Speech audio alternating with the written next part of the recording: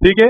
Epiglottis is an elastic cartilage or laryngeal cartilage that closes the glottis while swallowing and prevent the entry of food towards the trachea. So option B is correct.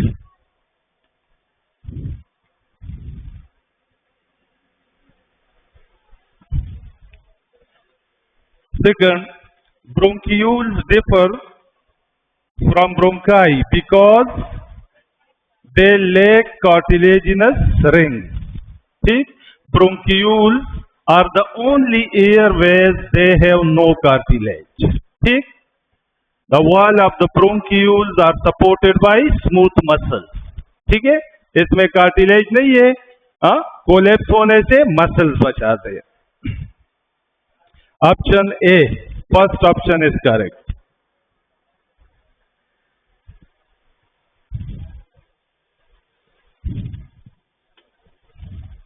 Question number 3. Surfactant in alveoli function to increase oxygen solubility, reduce surface tension, transport oxygen in the blood, increase lung size. Reduce surface tension. ठीक है. देखो, wall of the alveoli composed of two types of cells, pneumocyte type 1 and pneumocyte type 2. Pneumocyte type 1 forms squamous epithelium. ठीक, ये flattened sales होते हैं, ये squamous epithelium बनाते हैं.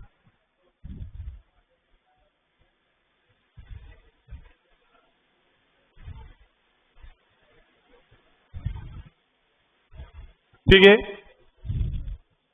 ये टाइप 1 सेल है. और इसके अलावा टाइप 2 सेल्स होते हैं. टाइप 1 सेल 90% होते हैं, टाइप 2 सेल 10% होते हैं. ठीक है, ये टाइप 2 सेल जो है they secrete lipoprotein which we call surfactant.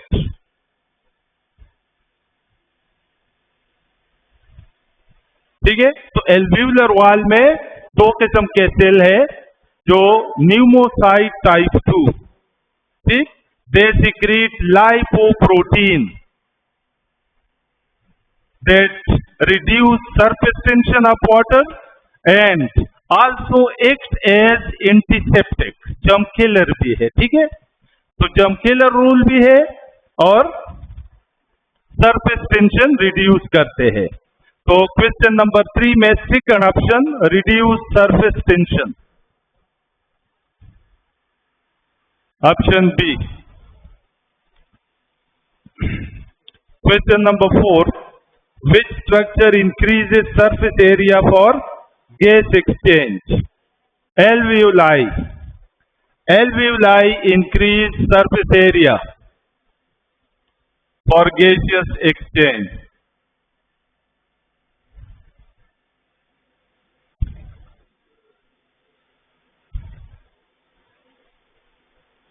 Alveolar surface area कितना होता है?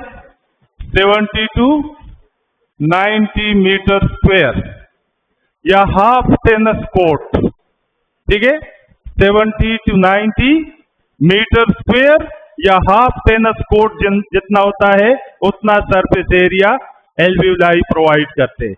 या हमारे बॉडी का जो स्किन सरफेस है, ठीक है, alveoli provide 40 times greater surface area than our skin surface. Option B is correct.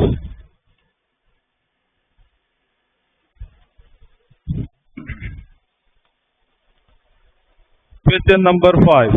Gas exchange in alveoli occur by simple diffusion. ठीक है, respiratory gases always diffuse by simple diffusion from higher concentration to lower. ठीक है, जहां concentration gradient हो ये diffuse होंगे from higher to lower. Option C.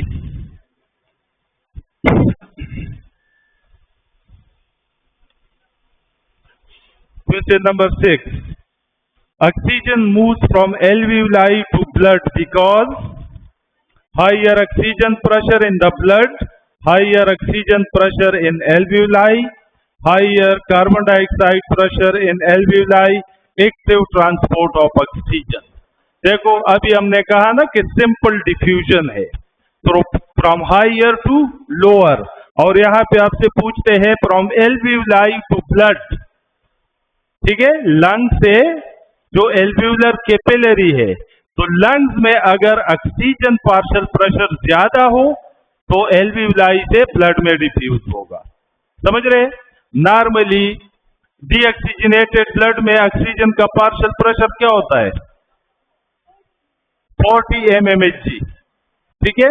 जो pulmonary capillary है, लंग में जो डीऑक्सीजनेटेड ब्लड आता है उसमें ऑक्सीजन का पार्शियल प्रेशर होता है 40 mmHg, और एल्वियोलाई में कितना होता है?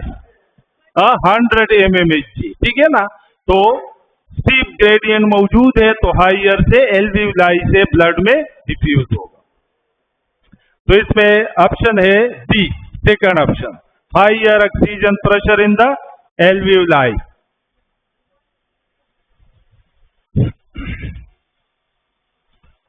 Question number 7. About what percent of oxygen is carried bound to hemoglobin? देखो हम कहते हैं ना कि most of the body oxygen is transported by red blood cell, ठीक है ना, और red blood cell contain haemoglobin molecule, ठीक है। तो मोस्टली जो है जो वैल्यू भी 100 के करीब हो, मतलब है बाज जगहों पे 97, इधर 97 है ना, बाज जगहों पे 98.5, समझ रहे? तो 100 का करीबी वैल्यू जो है वो आपका करेक्ट होगा। जरूरी नहीं है यही 97 या 98 हो, 96 भी लिखा हो मैक्सिमम, ठीक है ना। जो 100 के क्लोजेस्ट है वही वैल्यू आपकी करेक्ट होगी, ठीक। और बाकी जो है वो डिसॉल्व फॉर्म में ट्रांसपोर्ट होता है। तो यहाँ पे सी ऑप्शन इज करेक्ट, 97%।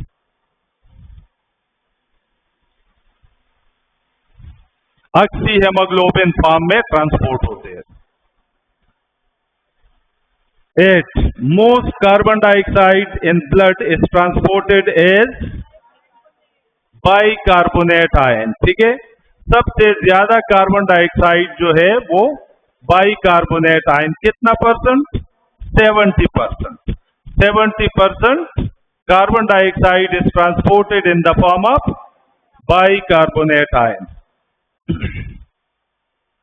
अगर आपसे इस तरह पूछे कि which ion play key role और major role in the transport of carbon dioxide,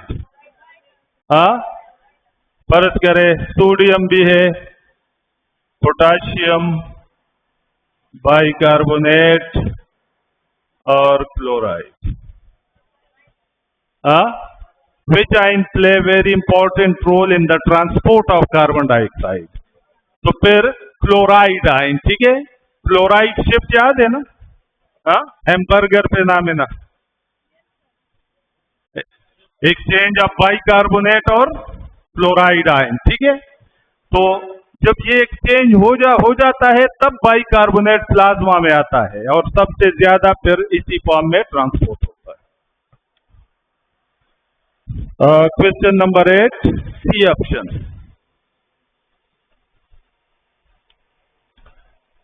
Question number 9. The enzyme that converts carbon dioxide to carbonic acid in RBC is carbonic anhydrase, ठीक, and this enzyme is only found inside the red blood cell. ये red blood cell के अंदर होता है, ये convert करता है carbon dioxide और वाटर को कार्बोनिक एसिड में, ठीक है। Option C is correct.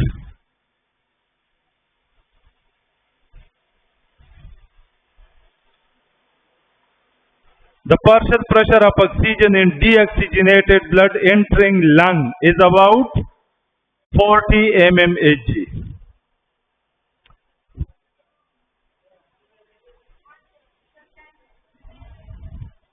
दिन में 100 mmHg, option B.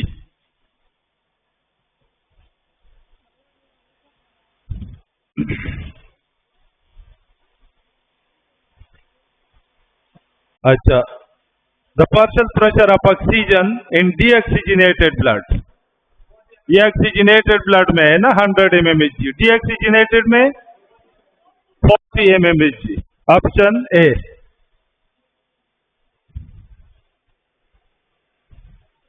Question number 12. Which gas diffuses faster across alveoli? Oxygen, carbon dioxide, nitrogen, both equally. क्यों? कार्बन डाइऑक्साइड क्यों? रीजन क्या है? ठीक है, मतलब है हम कहते हैं ना कि carbon dioxide is more soluble in fluid और blood as compare to oxygen. Reason क्या है?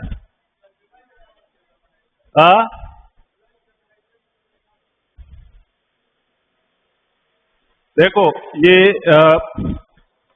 हेनरी लॉ है केमिस्ट्री में, ठीक है ना? Henry law.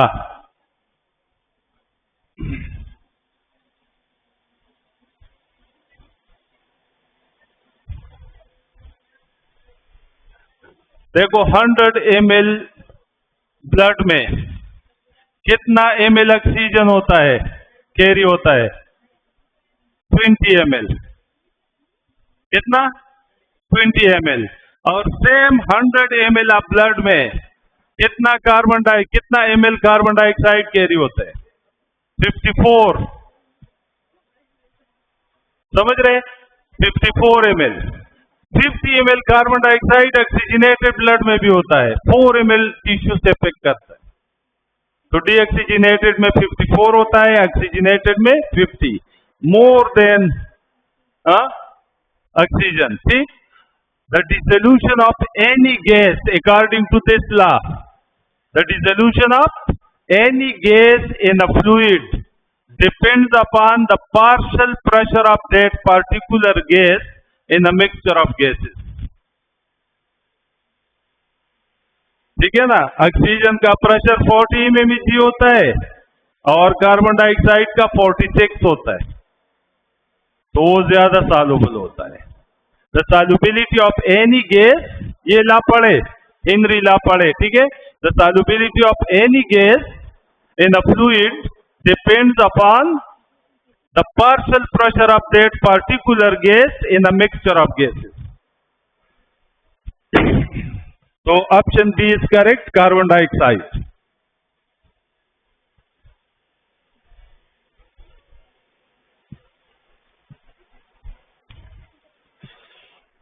Question number 13. Diaphragm plays a key role in gas exchange, filtering air, breathing movement, producing mucus. Breathing movement, ठीक है? ये जहन में रखे, इनहेलेटरी मसल्स, ठीक? इनहेलेटरी मसल दो है, एक्सटर्नल इंटरकोस्टल मसल और डायाफ्राम, ठीक है ना? इन दोनों में जो मेजर मसल है ना, इनहेलेटरी मसल, वो डायाफ्राम है. ठीक. बाद औकात आपके सामने इस तरह क्वेश्चन भी आते हैं कि जब आप सांस होल्ड करते हैं, ब्रीथिंग होल्ड रखते हैं, तो इसमें कौन सा मसल ज्यादा रोल प्ले करते हैं? या अगर आप कोई इंस्ट्रूमेंट प्ले करते हैं, ठीक है ना, बांसुरी बजाते हैं, तो इसमें कौन सा इनहेलेटरी मसल जो है वो ज्यादा रोल प्ले करते हैं? ठीक है, तो डायाफ्राम याद रखें. इंटरकोस्टल भी इनहेलेटरी है, लेकिन वो असिस्ट करता है. मेजर रोल किसका है? डायाफ्राम का. ठीक है, तो डायाफ्राम ब्रीथिंग मूवमेंट कंट्रोल करता है. ठीक है, option C.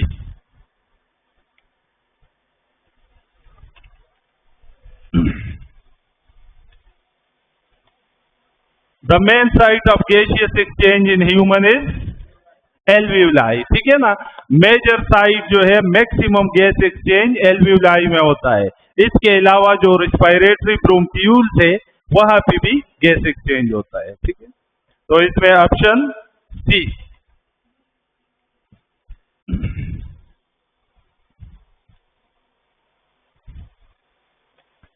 The alveolar wall are made up of simple squamous epithelium. ठीक, ये जो pneumocyte type 1 है, they are flattened cells and they form simple squamous epithelium. ठीक है, epithelium समझते हैं? हाँ, कनेक्टिव टिश्यू लेयर होता है बेसमेंट मेम्ब्रेन, और उसी बेसमेंट मेम्ब्रेन पे फिर ये सेल अरेंज होते हैं, तो इस सेलुलर लेयर को फिर हम कहते हैं एपिथेलियम. ठीक,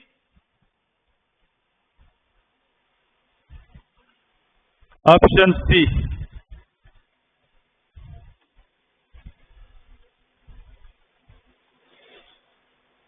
Surfactant secreted in alveoli helps by reducing surface tension. D.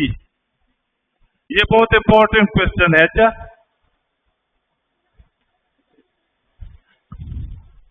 और ये क्वेश्चन एग्जैक्टली जिस तरह इंडिकेट में क्वेश्चन आते हैं ना, हाँ, उसी स्टाइल के क्वेश्चन है, इसी तरह क्वेश्चन आपके सामने आएंगे. ठीक है, ज्यादा लॉन्ग ऑप्शन वाले क्वेश्चन नहीं आते. ठीक है, इस तरह to the point, short without doubt, इस तरह क्वेश्चन आते हैं. The partial pressure of carbon dioxide in venous blood is about 46 mmHg. Option C.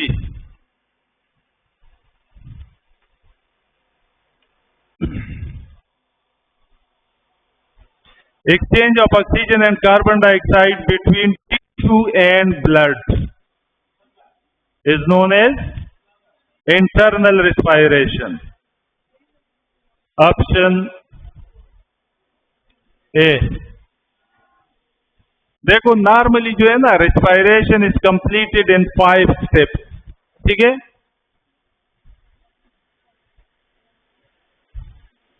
First breathing,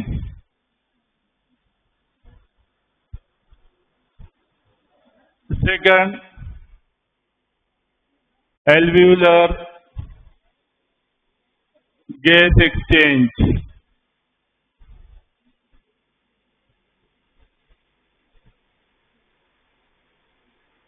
third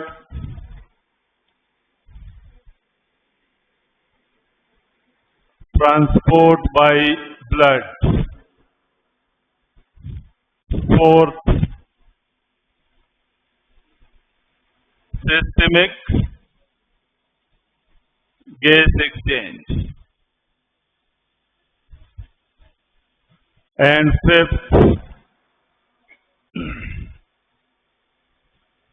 cellular respiration.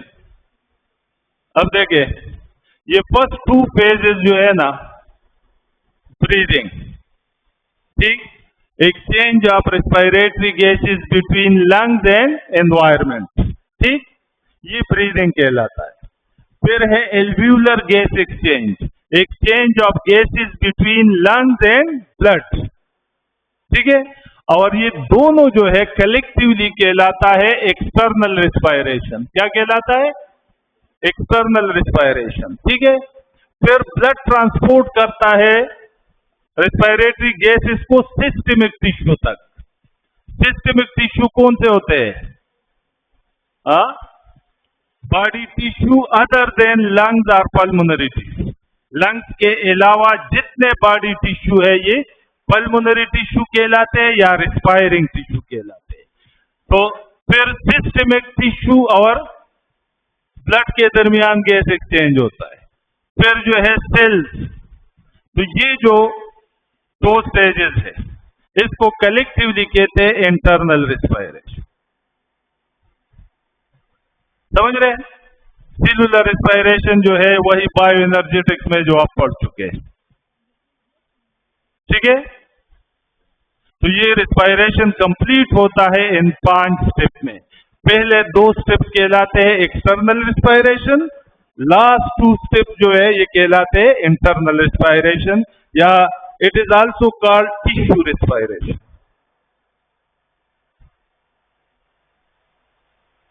इसको टिश्यू रेस्पिरेशन भी कहते हैं.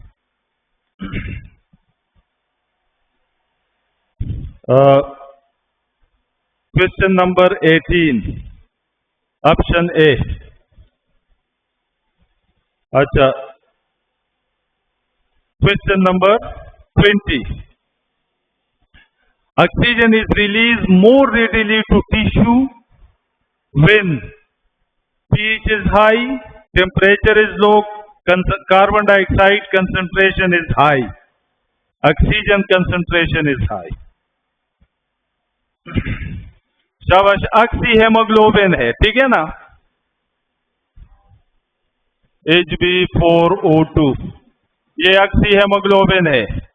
ये टिश्यू को कितना ऑक्सीजन प्रोवाइड करेगा?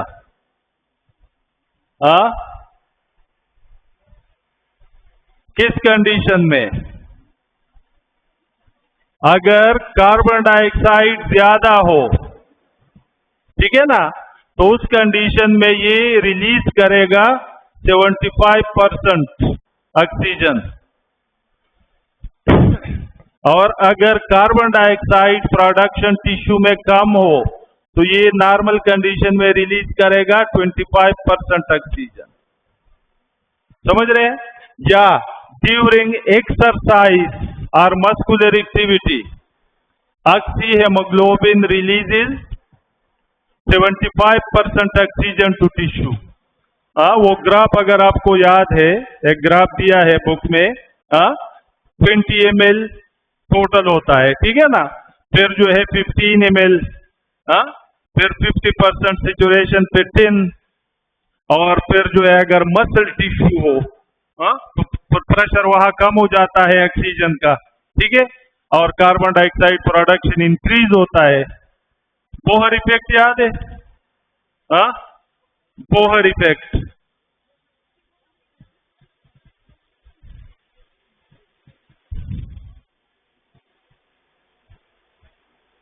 Bohr effect. The effect of carbon dioxide. The effect of carbon dioxide on the dissociation of oxyhemoglobin is known as Bohr effect. आप पढ़ चुके हैं लेकिन पता नहीं क्यों आपको याद नहीं आ रहा. नहीं है, मैं अभी दिखाता हूं कि है कि नहीं. देखो, H2CO3 ये जब डिसोसिएट होता है हाइड्रोजन आयन में, और बाइकार्बोनेट में, ये किससे बनता है?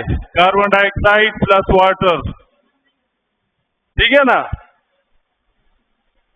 ये हाइड्रोजन आयन इधर इसके साथ मिलता है, HHB बनता है, हेमोग्लोबिन को रिड्यूस करता है और ये ऑक्सीजन उससे रिलीज करवाता है.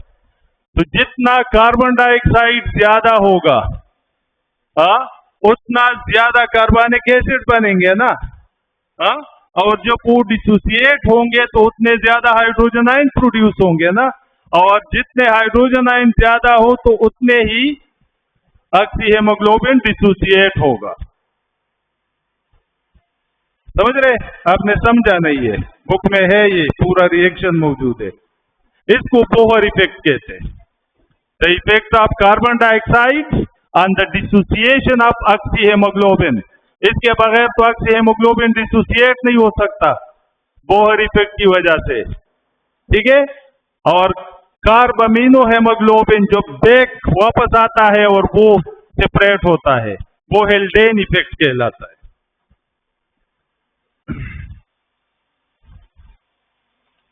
ये तो ईटा में कई दफा आ भी चुका है, बोहर इफेक्ट, हेल्डेन इफेक्ट. ये तो बेस है इसका. अच्छा,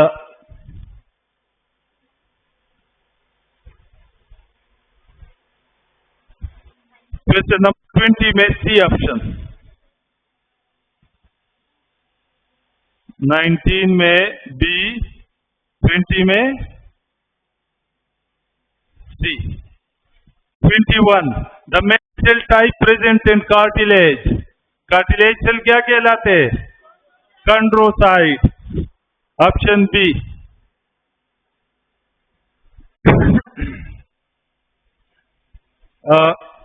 Cartilage heals slowly because it is avascular. मतलब है cartilage has no blood vessels. तो option B is correct.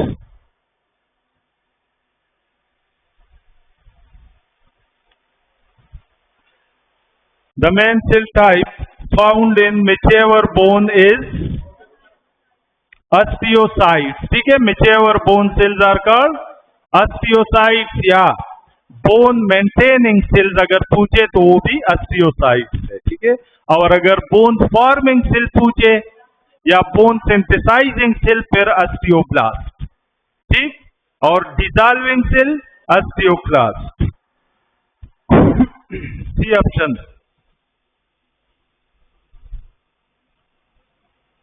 The outer covering of bone is called periosteum. और जो medullary cavity को लाइन करता है अंदर, बोन हलो होते हैं ना, लॉन्ग बोन, तो इनर मेम्ब्रेन को क्या कहते हैं? एंडोस्टियम. ठीक, outer periosteum, inner endosteum. Option B.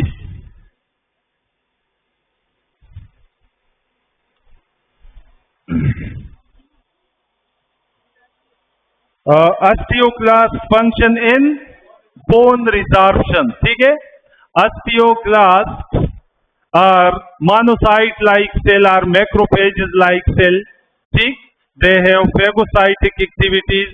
They secrete acids which dissolve inorganic matrix and enzyme which dissolve organic matrix. ठीक, and release mineral from the bone. Bone से mineral release करते हैं. The release of minerals from the bone is known as resorption. इस process को हम resorption कहते हैं. तो ऑप्शन वो first is correct, A.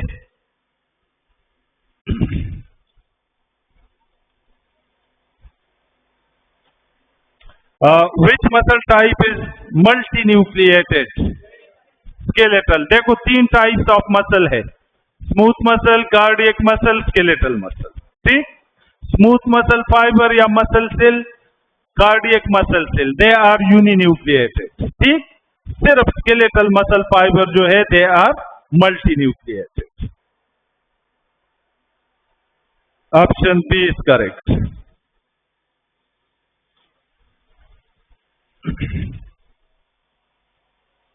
The structural and functional unit of skeletal muscle fiber is sarcomere.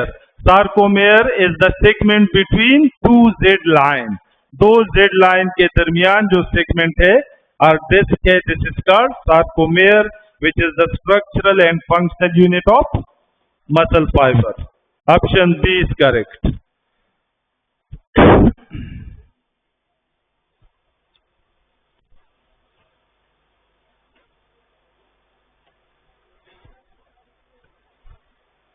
The region where only 6 filaments are present. H zone. याद है structure? चलो, H zone. Option C. जहां सिर्फ 6 filament मौजूद हो ना, वो H zone कहलाता है, और जहां सिर्फ 3 फिलामेंट मौजूद हो वो आई बैंड कहलाता है. समझ रहे? और दोनों जो है लाइट बैंड है. क्या है? लाइट बैंड है. तो एच जोन और आई बैंड, ठीक, ये जब मसल रिलैक्स होता है तो ये मौजूद होते हैं. जब मसल कंट्रिक्ट हो जाता है ना, वो कंप्लीटली डार्क होता है. समझ रहे? अक्सर आपसे इस तरह सवाल पूछते हैं कि when muscle contracted what happen to the light band?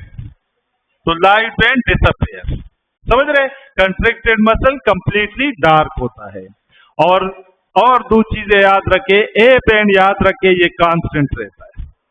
जब मसल कंट्रिक्ट होता है ए बैंड कांस्टेंट रहता है, और स्लाइडिंग फिलामेंट हाइपोथेसिस के मुताबिक जो कंट्रक्टाइल प्रोटीन है, एक्टिन और myosin, they will remain constant during muscle contraction. समझ रहे? एक्टिन मायोसिन के साइज में भी चेंज नहीं आएगा, ये कांस्टेंट रहेगा. ठीक, और ए बैंड भी कांस्टेंट रहेगा.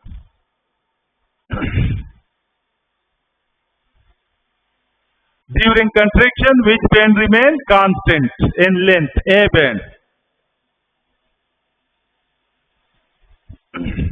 Calcium ion for muscle contraction are released from sarcoplasmic reticulum. ठीक, sarcoplasmic reticulum are modified endoplasmic reticulum which store calcium ion for muscle contraction. और ये कौन सा एंडोप्लाज्मिक रेटिकुलम है? स्मूथ या रफ? स्मूथ, शाबाश, smooth endoplasmic reticulum. Option B.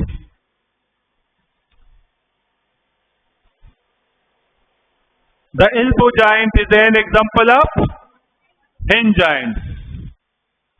Option C.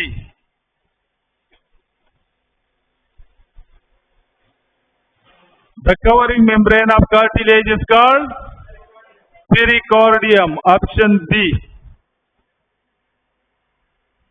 अच्छा, अगर इस तरह पूछे कि pericardium is absent in which of the following cartilage? Outer में 3 टाइप कार्टिलेजेस है ना, हाइलाइन, फाइब्रो और इलास्टिक. तो फाइब्रो कार्टिलेज में एब्सेंट होता है, ठीक है, बाकी 2 में प्रेजेंट है.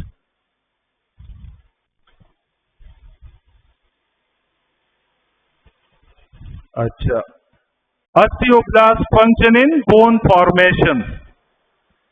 Bone forming cell are called osteoblast. Option B.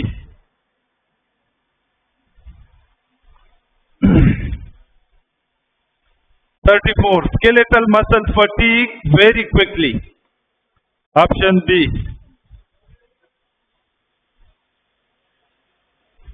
देखो, smooth muscle, cardiac muscle, they never fatigue. समझ रहे? ये थकते नहीं है. समझ रहे? स्केलेटल मसल जो है, they have powerful contraction but the contraction is not sustainable. They cannot contract for a long time. They get tired after a while. ठीक है ना? स्केलेटल मसल पावरफुल कंट्रिक्शन करता है, स्ट्रॉन्ग कंट्रिक्शन करता है, लेकिन कम टाइम के लिए, फिर फौरन थक जाते हैं. ठीक है? मतलब है स्मूथ मसल जो है उसकी कंट्रिक्शन स्लो है. देखो, स्केलेटल मसल आप जिस नियत से पूछ रहे हैं ना, उसका मकसद ये कि एडजस्टेबल है या एडॉप्टेबल है. हम कहते हैं ना स्केलेटल मसल्स आर एडॉप्टेबल. आप कम कंट्रिक्शन भी करते हैं, पावरफुल भी करा सकते हैं, वॉलंटरी है. समझ रहे? लेकिन अगर पावरफुल कंट्रिक्शन भी करते हैं, क्विक कंट्रिक्शन भी करते हैं, लेकिन जल्दी थकते हैं, सस्टेनेबल कंट्रिक्शन नहीं कर सकते, लॉन्ग टर्म कंट्रिक्शन नहीं कर सकते. समझ रहे? और इसके मुकाबले में कंपैरिजन में फिर कार्डियक मसल, स्मूथ मसल जो है, वो उनको फटीग नहीं होता. समझ रहे? स्मूथ मसल जो है, they have slow contraction but sustainable they can contract for a long time. ये यूरिन और जो फीसेस वगैरह होते हैं, ये 22 घंटे तक जो है स्टोर रखे होते हैं. ठीक है? अगर रिलैक्स होते बीच में, ब्लैडर के मसल या रेक्टम के मसल, फिर बेइज्जती हो जाती. ठीक है? तो अल्लाह ने इसलिए उसकी कंट्रैक्शन जो है सस्टेनेबल रखा है. और हार्ट मसल को देके, हार्ट मसल में they have the ability to contract and relax in the same rhythm, rhythmic है, for more than 120 years without any rest. इतनी एबिलिटी उसमें है. समझ रहे?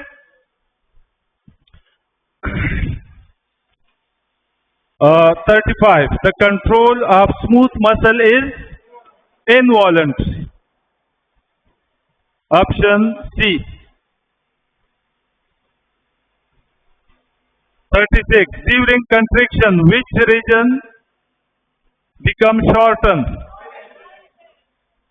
आई बैंड एंड एज जोन, या डिसअपियर या शार्ट या डिमिनिश, जो भी अल्फाज चेंज होते हैं. ठीक है?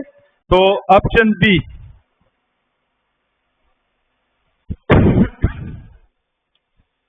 अच्छा, अगर आपसे ये पूछे मसल कंट्रिक्शन में कि ATP when muscle contraction contracted या during muscle contraction, ATP utilise or form.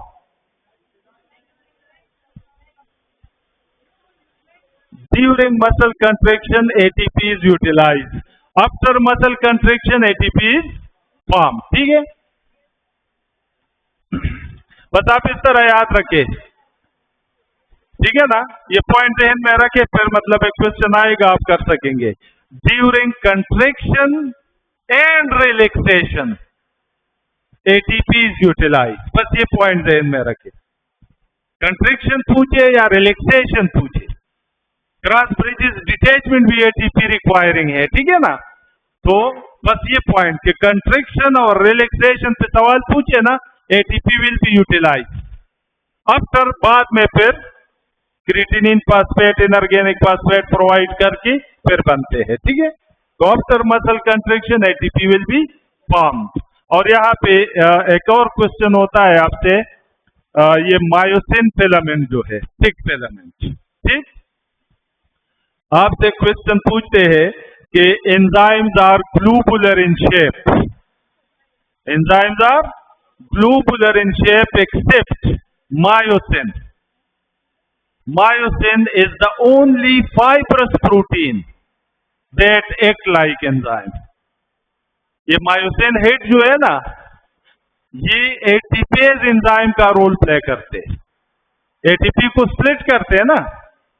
आप मसल कंट्रैक्शन पढ़े, हाँ, आपके बुक में लिखा है कि when myosin head bind with actin या when cross bridges are formed, the myosin head split ATP और वही एनर्जी फिर स्लाइडिंग में यूज होती है. समझ रहे? तो myosin fibrous enzyme, fibrous protein है, ग्लोबुलर नहीं है, but they act like enzyme. तो ये वाहिद एंजाइम है जो फाइब्रस है. बाकी most of the enzymes are globular in shape.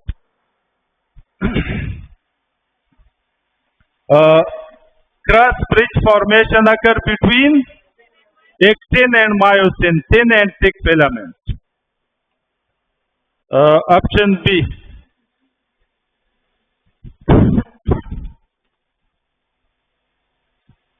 The immovable joint are classified as fibrous joint. Fibrous joint जो है इसको fibrous connective tissue या membrane फिक्स करते हैं. ठीक है? तो ये मूवमेंट अलाउ नहीं करते. Option C.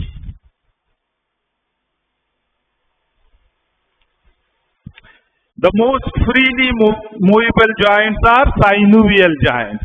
Synovial joint जो है ये freely movable कहलाते हैं.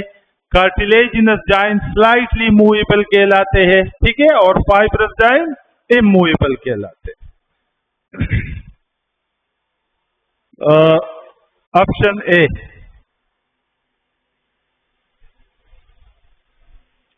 Rheumatoid arthritis is caused by autoimmune. 40. B option. Autoimmunity समझते? देखो, इम्यून सिस्टम जो है ना, इनकी 3 डिसऑर्डर्स होते हैं. ठीक है? प्रोटेक्टिव है ना, प्रोटेक्टिव डिफेंसिव सिस्टम है. अगर immune system over response show करे ना किसी पैथोजन के खिलाफ, ओवर रिस्पांस, इसको फिर हम कहते हैं हाइपर सेंसिटिविटी. क्या कहते हैं? हाइपर सेंसिटिविटी या एलर्जी. ठीक? When the immune system react, over react against pathogen और एनी एंटीजन. ठीक? This disorder is called allergy. When the immune system fail to react, अगर रिएक्ट ही न करे, उसको इम्यूनोडिफिशियंसी कहा जाता है. क्या कहा जाता है? अच्छा, when the immune system fail to differentiate between self and non-self, अगर अपने और पराये में पे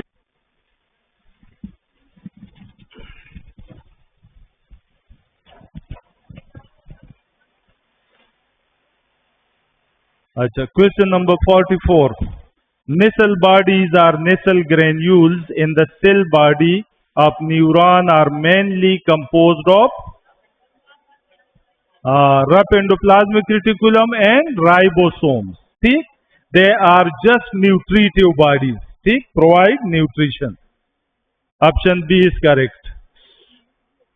45. The resting potential. In resting potential, the inside of a neuron is negatively charged. देखो, रेस्ट कंडीशन में न्यूरॉन जो है बाहर पॉजिटिवली चार्ज होता है, अंदर नेगेटिवली चार्ज होते हैं, बल्कि तमाम सेल जो है इनसाइड से नेगेटिवली चार्ज होते हैं. समझ रहे? ऑल बॉडी सेल्स अंदर से नेगेटिवली चार्ज होते हैं. तो question number 45 option B. Question number 46. Repolarization of neuron is due to outward movement of potassium. ठीक है, और फिर रेस्टिंग पोटेंशियल कौन मेंटेन करता है? Sodium potassium pump. समझ रहे? रिपोलराइजेशन से हाइपरपोलराइजेशन हो जाती है, फिर जब रेस्टिंग पे मेंटेन होता है ना, वो सोडियम पोटेशियम पंप इन्वॉल्व होता है. ठीक है, तो इसमें है ऑप्शन बी. 46 में option B. 47. Reflexes that involve skeletal muscles are called. देखो, skeletal muscles वॉलेंट्री है ना? हाँ, skeletal muscles are voluntary in action. Reflexes are exception. Reflexes are exception. ठीक है ना? तो और वॉलेंट्री एक्टिविटीज को कौन से मसल कंट्रोल करते हैं? कौन सा nervous system? Somatic nervous system. Peripheral nervous system में एक सोमैटिक है, एक ऑटोनॉमिक है. ऑटोनॉमिक इनवॉलेंट्री कंट्रोल करते हैं, सोमैटिक वॉलेंट्री कंट्रोल करते हैं. स्केलेटल मूवमेंट जो है इसका एक्शन कौन कंट्रोल करता है? Somatic nervous system. ठीक है, लेकिन इसमें रिफ्लेक्सेस एक्सेप्शन है. अब मेरे हाथ के मसल जो है ये स्केलेटल मसल है, विल के मुताबिक मूव कर सकता हूं, लेकिन अगर ये किसी शार्प ऑब्जेक्ट या हार्ड ऑब्जेक्ट से टच हो जाए फौरन विथड्रॉ होता है. This is withdrawal reflex. So withdrawal reflex is basically somatic reflex. बात समझ रहे? Question number 47, second option. Question number 48. Reflexes that regulate smooth muscle, heart and gland. ये उसका दूसरा अपोजिट है, सोमैटिक और ऑटोनॉमिक,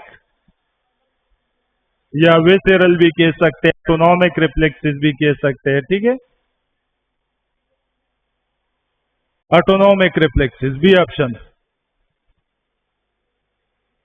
विसेरल भी आ सकता है. ठीक है, ऑटोनॉमिक की जगह विसेरल भी कह सकते.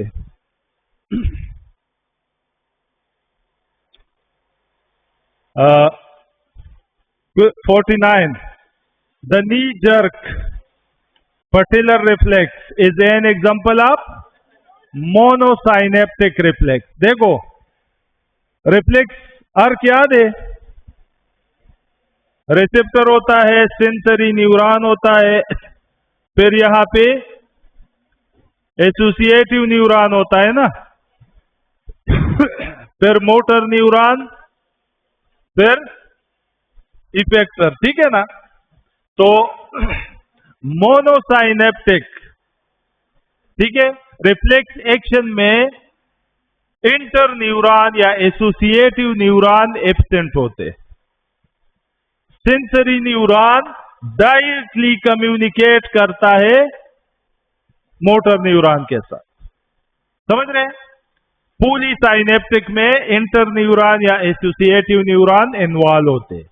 मोनोसाइनेप्टिक, नी jerk is the example of मोनोसाइनेप्टिक which has no involvement of interneuron or associative neuron. So the knee jerk is an example of monosynaptic. Option first.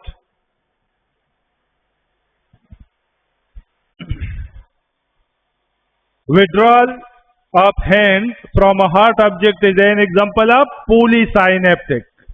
Polysynaptic में फिर एसोसिएटिव न्यूरॉन इन्वॉल्व होते हैं, ठीक है। Option B.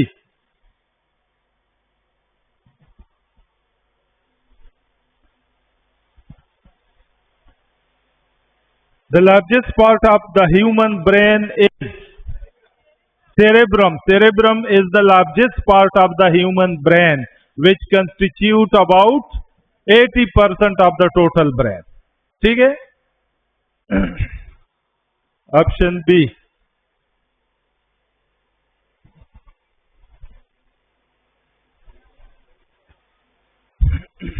Which part of brain control hunger and thirst? Hypothalamus. Option B. The part of the brain responsible for emotion and behavior. Limbic system. Limbic system consists of part of the thalamus, hypothalamus, amygdala and hippocampus. ठीक, ये collectively constitute करते हैं limbic system, and limbic system control emotional activities of the body. 53 B. Which part of the brain acts as a relay center for sensory information? Thalamus. Thalamus acts as a relay center and receive all the sensory information from the body. ठीक है, brain में जो भी पूरे body से information जाती है sensory, पहले थैलेमस रिसीव करता है।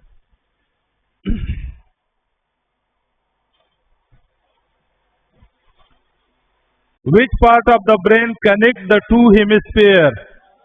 Corpus callosum. Corpus callosum is narrow tract which connects the two cerebral hemispheres and also share information between the two hemispheres. Option B. The midbrain is mainly involved reflexes about hearing and vision. Option B. Which brain part maintains circadian rhythm? Hypothalamus.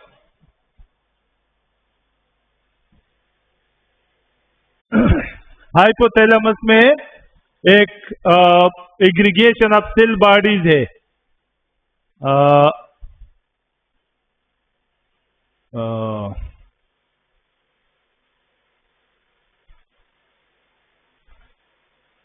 SCN, ठीक है, suprachiasmatic nucleus aggregation of cell bodies है, जिसको आप आम तौर पे biological clock कहते हैं।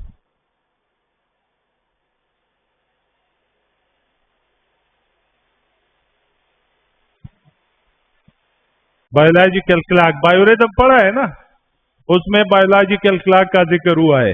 तो असल में बायोलॉजिकल क्लॉक इस सेंटर को कहते हैं और ये आई से लाइट रिसीव करते हैं।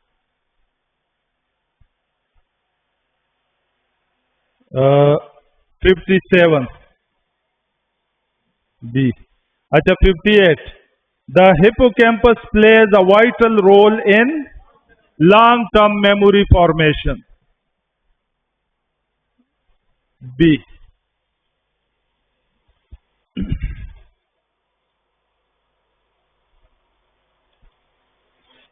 Myelin sheath in the peripheral nervous system is formed by Schwann cells. Schwann cells are one of the neuroglial cells. Neuroglial sales या ग्लियल सेल का एक टाइप है, ठीक है, और ये बाकी जो साथ दिए हैं ये भी ग्लियल सेल्स कहलाते हैं, ठीक है। The sodium potassium pump restore ion distribution by transporting 3 sodium out 2 potassium in, ये याद रखना है। अच्छा, option B.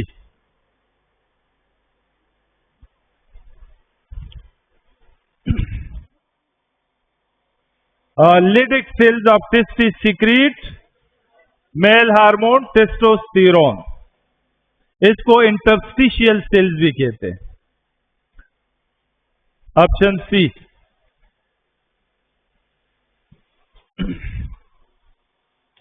Sperm gain motility and are stored in epididymis, D.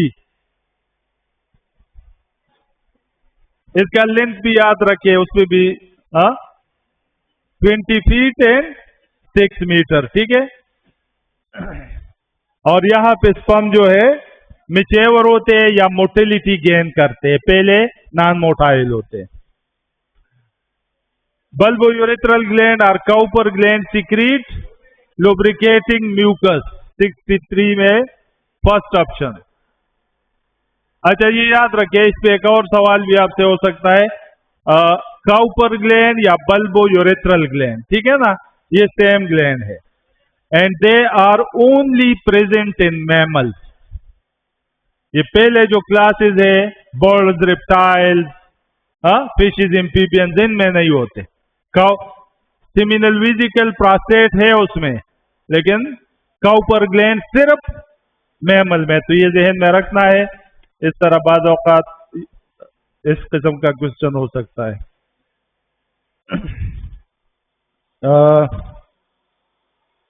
64.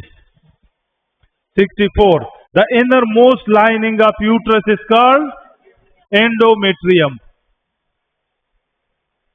Endometrium का फंक्शन क्या होता है? इम्प्लांटेशन एंड प्रोवाइड नरिशमेंट, ठीक, placenta formation. LH surge 65. LH surge in female causes ovulation. LH surge means sudden release of LH, causes ovulation.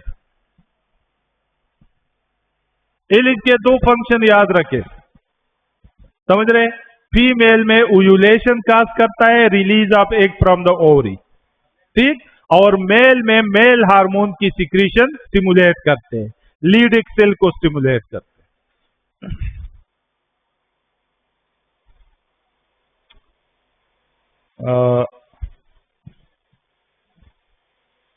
66. Progesterone is mainly secreted by corpus luteum.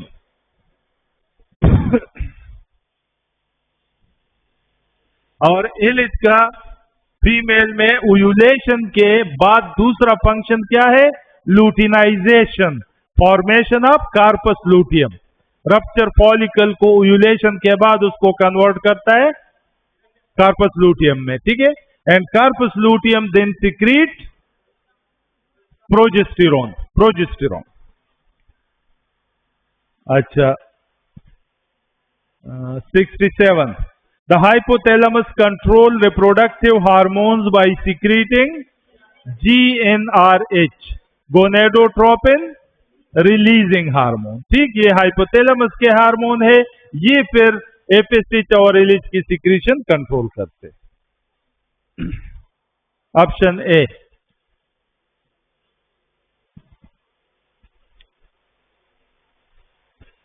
Which hormone prevent menstruation after fertilization? Progesterone. जब तक progesterone हो तो कंट्रिक्शन of uterine muscle नहीं हो सकती, ठीक है ना। Progesterone keep the uterine muscle relax, समझ रहे? या progesterone maintain pregnancy. Option C. 69. Which female hormone peaks just before ovulation? Oestrogen. देखो, जब फॉलिकल सेल स्टिमुलेट होते हैं ना, दे सीक्रेट एस्ट्रोजन, और जब एस्ट्रोजन लेवल पीक तक पहुंच जाता है, देन दे का सडन रिलीज ऑफ LH, फिर ओव्यूलेशन होती है, ठीक। First option. 70. The phase after ovulation until menstruation is called secretory or luteal phase. सबसे लॉन्गेस्ट फेज यही होता है। B option. Gonorrhoea is caused by Neisseria gonorrhoea, streptococcus gonococcus भी कहलाता है, स्ट्रेप्टोकोकस गोनोकोकस। ठीक। The functional unit of cyst is that produce sperm, seminiferous tubules. Option B.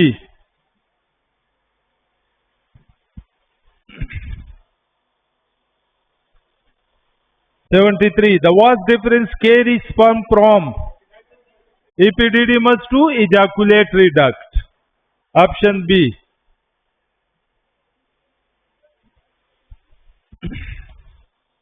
74. The site of fertilization in human is fallopian tube or oviduct. Oviduct, the initial part of the oviduct, is the usual site of fertilization. ठीक। Oviduct का दूसरा नाम क्या है? Oviduct, fallopian tube, uterine tube भी कहते हैं। ठीक है। यूटेराइन ट्यूब या यूटेराइन डक्ट भी कहा जाता है और मुलिरियन डक्ट भी कहलाता है। The hormone that stimulates sperm production in male, FSH. FSH किन सेल को स्टिमुलेट करते हैं? हाँ? नहीं, एफएसएच कौन से cell? Sertoli sales.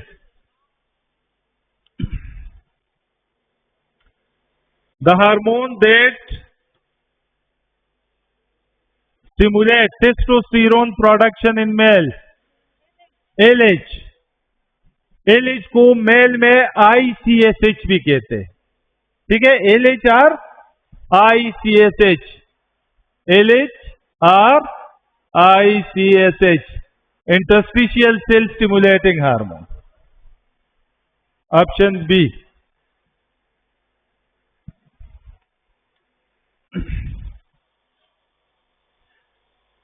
In female, FSH mainly stimulate growth of ovarian follicles.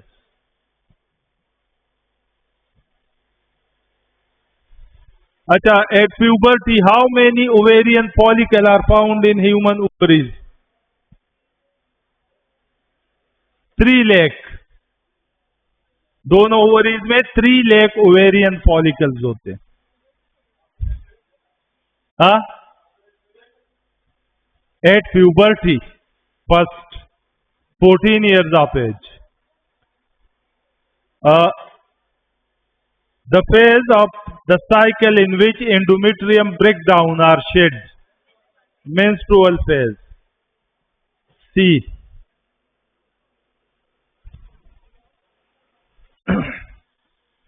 79. Ovulation usually occur around day 14. मतलब है बाज़ औक़ात आपको स्टेटमेंट थोड़ा सा चेंज करते हैं। ठीक है ना। मतलब ये 14 आप सबको याद होता है, 28 डे साइकिल होता है ना। हाँ, आपने ovulation always occur at the mid of the cycle. बात समझ रहे? तो आप मिड से, अगर 28 डे साइकिल है उसका मिड क्या है? 14 आता है ना।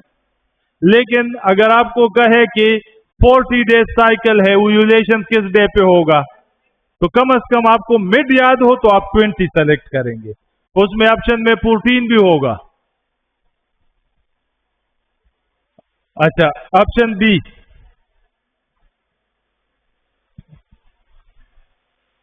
The corpus luteum forms after ovulation and secrete mainly progesterone. Option C. Progesterone hypothalamus को भी इनहिबिट करता है। ठीक है। तो वहां से गोनेडोट्रोपिन रिलीजिंग हार्मोन भी फिर सीक्रेट नहीं होता। 81. Menstruation occur due to sudden fall in. देखो आपके बुक में इस तरह लिखा है ना कि menstruation occur when there is rise in gonadotropin and decrease in ovarian hormone. समझ रहे? तो ओवेरियन हार्मोन ये दो है, एस्ट्रोजन प्रोजेस्टेरोन, और गोनेडोट्रोपिन भी दो है, एफएसएच और एलएच। तो जब गोनेडोट्रोपिन ज्यादा हो जाए और प्रोजेस्टेरोन और ये, तो फिर मेंस्ट्रुएशन हो जाता है। तो ये है ऑप्शन फर्स्ट।